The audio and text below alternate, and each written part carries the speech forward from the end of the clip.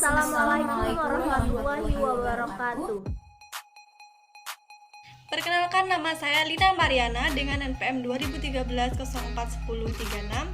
Di sini saya akan memaparkan materi mengenai analisis konstruktif. Menurut Brown 1973, analisis konstruktif merupakan suatu metode yang digunakan untuk membedakan antara bahasa pertama dengan bahasa target atau bahasa kedua yang sering membuat pembelajaran bahasa kedua mengalami kesulitan dalam memahaminya. Kemunculan analitik konstruktif ini disebabkan karena berkembangnya aliran linguistik konstruktif, yaitu suatu aliran linguistik yang membandingkan lebih dari satu bahasa dengan kebudayaan pemakai bahasa tersebut. Nah, analisis konstruktif ini juga dapat membantu pendidik dalam melakukan pendekatan dengan peserta didik untuk menemukan kesalahan berbahasa dalam mempelajari suatu bahasa target. Dapat disimpulkan bahwa analisis konstruktif merupakan suatu metode pendekatan yang digunakan untuk menyelidiki adanya perbedaan dalam penggunaan bahasa pertama atau B1 dengan bahasa kedua atau B2 atau juga dapat disebut juga dengan bahasa target. Ada 4 langkah yang dapat digunakan untuk melakukan analisis konstruktif yang dikemukakan oleh Brown pada 1980. Yang pertama adalah mendeskripsikan unsur-unsur bahasa pertama dengan bahasa target atau bahasa kedua. Yang kedua, menganalisis unsur-unsur bahasa pertama dan bahasa kedua. Yang ketiga, menyesuaikan unsur-unsur bahasa dengan cara memetakan unsur-unsur bahasa yang dianalisis. Yang keempat merupakan memprediksi unsur-unsur bahasa untuk keperluan pengajaran bahasa di sekolah. Saya Witri Karisma Azari yang menyampaikan materi tentang analisis kesalahan berbahasa. Menurut Carol Listel pada tahun 1985, analisis kesalahan adalah suatu teknik untuk mengidentifikasikan, mengkualifikasikan, dan menginterpretasikan secara sistematis kesalahan-kesalahan yang dibuat pembelajaran yang sedang belajar bahasa asing kedua dengan menggunakan teori linguistik. Menurut Tarigan pada tahun 1997, terdapat 2 istilah yang berkaitan dengan kesalahan berbahasa, yaitu kesalahan dan kekeliruan. Pertama, kesalahan berbahasa adalah penggunaan bahasa yang menyimpang dari kaidah bahasa yang berlaku dan bahasa tersebut. Kedua, kekeliruan adalah penggunaan bahasa yang menyimpang dari kaidah bahasa yang berlaku dalam bahasa itu namun tidak dipandang sebagai suatu pelanggaran dalam berbahasa. Kesalahan berbahasa dapat bersumber dari sifat eksternal, yaitu faktor lingkungan yang merupakan tempat proses perkembangan bahasa itu sendiri. Dalam Tarigan pada 1988 halaman 273, sebab-sebab kesalahan menurut pakar dibedakan menjadi 2 jenis. Pertama, kesalahan yang disebabkan faktor kelelahan, keletihan, dan kekurangan perhatian yang oleh Koski pada tahun 1965 disebut faktor performasi. Kesalahan performasi ini merupakan kesalahan penampilan dan beberapa kepustakaan disebut mistakes. Kedua, kesalahan yang diakibatkan oleh kurangnya pengetahuan mengenai kaidah-kaidah bahasa yang disebut oleh Chomsky pada tahun 1965 sebagai faktor kompetensi. Kesalahan ini merupakan penyimpangan sistematis yang disebabkan oleh pengetahuan pelajar yang sedang berkembang mengenai sistem B2 disebut ENOS. Izin memperkenalkan diri, nama saya Puspita Ningrum, NPM 201341054. Materi yang akan saya jelaskan yaitu tentang ruang lingkup analisis kesalahan berbahasa. Ruang lingkup analisis kesalahan berbahasa yang pertama adalah fonologi.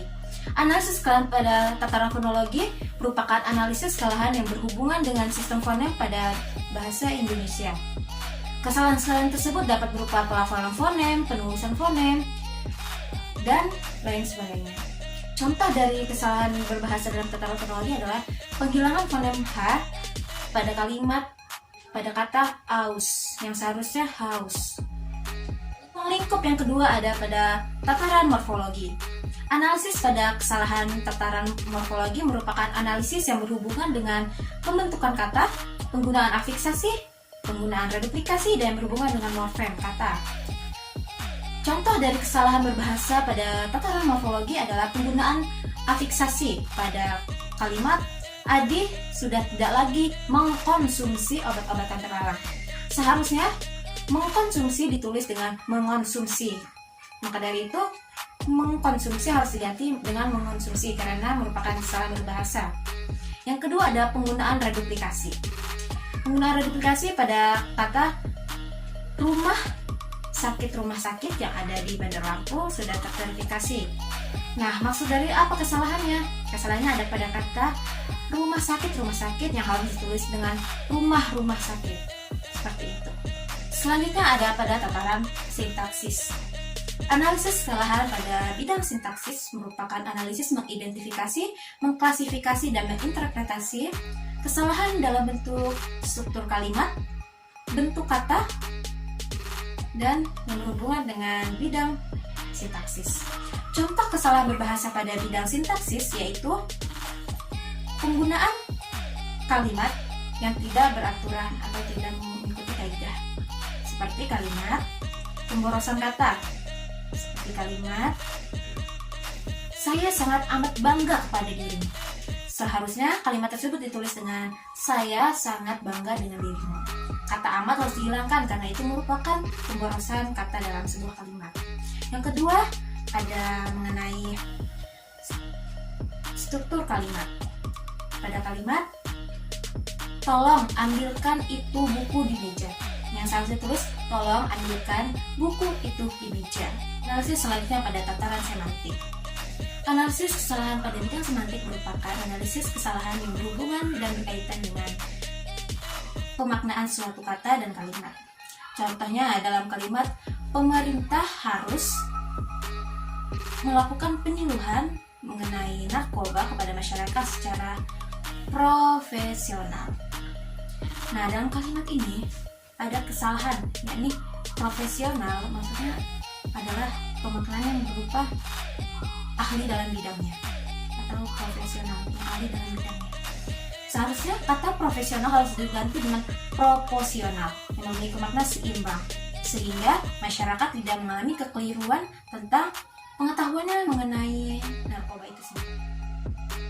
Izin memperkenalkan diri, saya Hafizah Hanifah Zahra, NPM 2053041008. Implikasi terhadap pembelajaran bahasa. Pembelajaran bahasa Indonesia berbasis teks memiliki implikasi terhadap pelaksanaan pembelajaran, tidak terlepas dari teks dalam bentuk lisan maupun tulisan. Proses pembelajaran saintifik menjadi terintegrasi dengan 4 langkah kegiatan dengan 6M. Mengamati, menanya, mencoba, menalar, menyaji, dan mencipta. Di dalam buku teks kurikulum 2013, materi-materi disajikan dalam berbagai jenis teks. Hal tersebut berkaitan dengan kurikulum 2013 yang dikenal dengan kurikulum berbasis teks. Pembelajaran berbasis teks yang dapat dinyatakan pembelajaran yang menjadikan teks sebagai dasar, asas, pangkal, dan tumpuan. Sufanti 2013.22. Teks didefinisikan satuan bahasa yang digunakan sebagai ungkapan suatu kegiatan sosial baik secara lisan maupun secara tulisan dengan struktur berpikir yang lengkap. Mahsun 2014.21. Penggunaan bahasa dalam pengajaran mempunyai peran penting bagi perkembangan intelektual, emosional, dan kepribadian seorang siswa. Berdasarkan hal tersebut, pembelajaran bahasa Indonesia dinilai penting dalam membentuk sikap pelajar, terutama dalam hal kesatuan berbahasa, sehingga kemampuan berbahasa secara santun harus dimiliki oleh para siswa.